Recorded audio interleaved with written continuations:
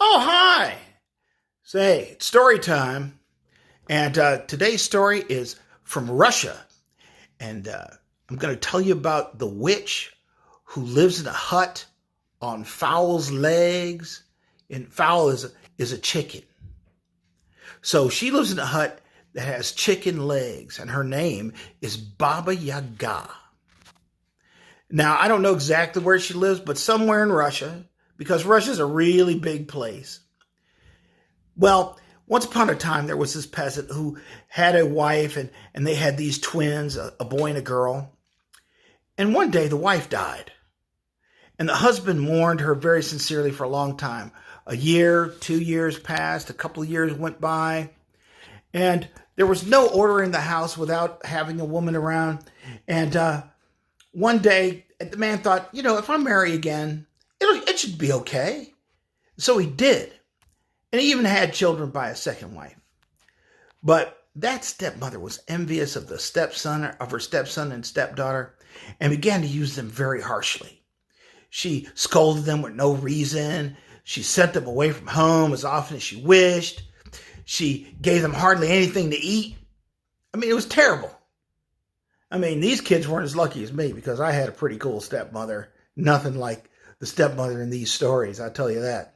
But at any rate, she finally wanted to get rid of them altogether. Now, do you know what it means when you allow a wicked thought to enter your heart? Well, the evil thought grows, and it grows, and finally it pushes the good thoughts out. And a wicked feeling was growing in this stepmother's heart, and she decided one day that she was going to send the children away to a witch, thinking that sure enough, they'd never come back. Dear children, she said to the orphans, go to my grandmother who lives in the forest in a hut on hen's feet. You will do everything she wants you to, and she will give you sweet things to eat, and you will be happy. So the orphans started out, but instead of going to see the witch, Baba Yaga, the sister, who was really bright, took her brother by the hand, and they went, in fact, to their own old grandmother and told her all about what was going on. Oh, my poor darling, said the good old grandmother, pitying the children. My heart aches for you, but it's not in my power to help you. You have got to go, not to a loving grandmother, but to a wicked witch. Now listen to me, my darlings. I will give you a hint. Be kind and good to everyone.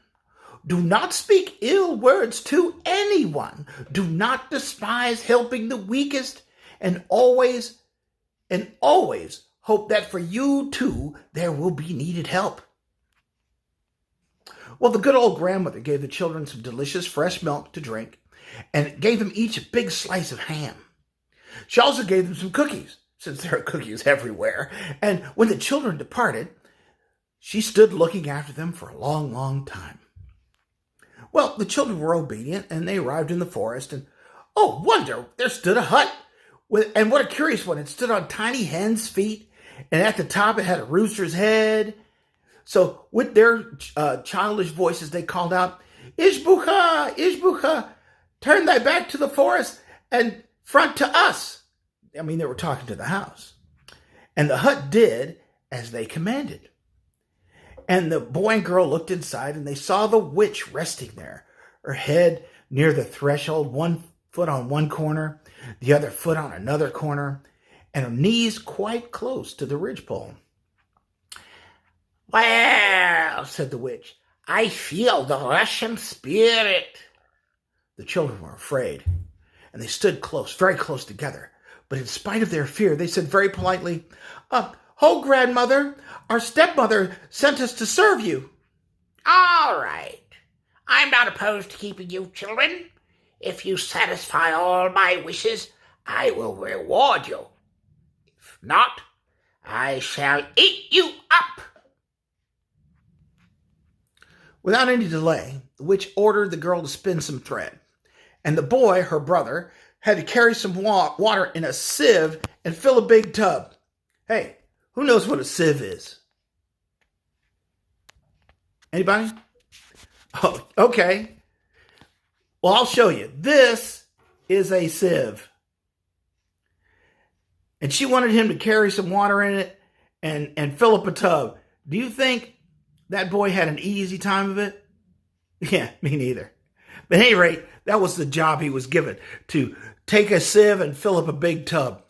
So the little orphan girl wept at her spinning wheel, and she wiped away her bitter tears, and all at once, all around her appeared some small mice squeaking and saying, "Sweet girl, do not cry. Give us cookies and we will help you." And the girl did so because, her grandmother told her to be kind. So she did it. "Now," gratefully squeaked the mice, "now go and find the black cat. He's very hungry. Give him a slice of that ham and he will help you." And the girl went in search of the cat and saw that her brother was in great distress about the tub. And so many times he filled the sieve, and yet the tub was still dry. The little birds passed flying nearby and chirped at the children. "Kind-hearted little children, give us some crumbs and we will advise you." And the orphans gave the birds some crumbs, and the grateful birds chirped again. "Someday, some clay and water, children dear." Then they went and flew through the air, the birds did. So the children understood the hint. And what they did was they went and got the sieve, they plastered up with some clay, and they filled that tub in no time at all. And then when they returned to the hut, and on the threshold they met the black cat, and they generously gave him some of their good ham, which their good grandmother had given him, and petted him and asked, "Dear kitty cat, black and pretty, tell us what to do in order to get away from this witch." "Well," very seriously said the cat, "I will give you a towel and a comb, and then you must run away. When you hear the witch running after you, drop the towel behind you, and a large river will appear in place of the towel. If you hear her once more, throw down the comb, and in place of the comb there will appear a dark forest. The forest will protect you from the wicked witch, my mistress." Baba Yaga came home right about then. "Is it not wonderful? Everything is exactly right." "Well," she said to the children, "today you are brave and smart. Let us see tomorrow. Your work will be more difficult, and I hope I shall be able to eat you up." Well, the poor orphans went to bed, not to a warm, nice bed, but sleeping on straws in an old, cold corner. Nearly scared to death from fear, they lay there afraid to talk, afraid even to breathe. The next morning, the witch ordered all the linen to be woven and a large supply of firewood to be brought from the forest. So the children took the towel and the comb. They ran as fast as they could. And the dogs were after them, but they threw the cookies that were left, and the gates did not open themselves. But the children smoothed it with some oil, and the birch tree near the path almost scratched their eyes out. But the gentle girl fastened a pretty ribbon to it. So they went further and further and ran into the dark forest and into the wide sunny fields. The cat sat down by the broom and tore the thread to pieces, doing it with delight. Baba Yaga returned. "Where are the children?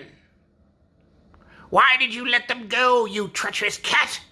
Why have you not scratched their faces?" Well, the cat answered, "Well, it was because I served thee many years, and you have never given me a bite, while those children gave me some good ham." The witch scolded the dog, the gate, the birch tree near the path.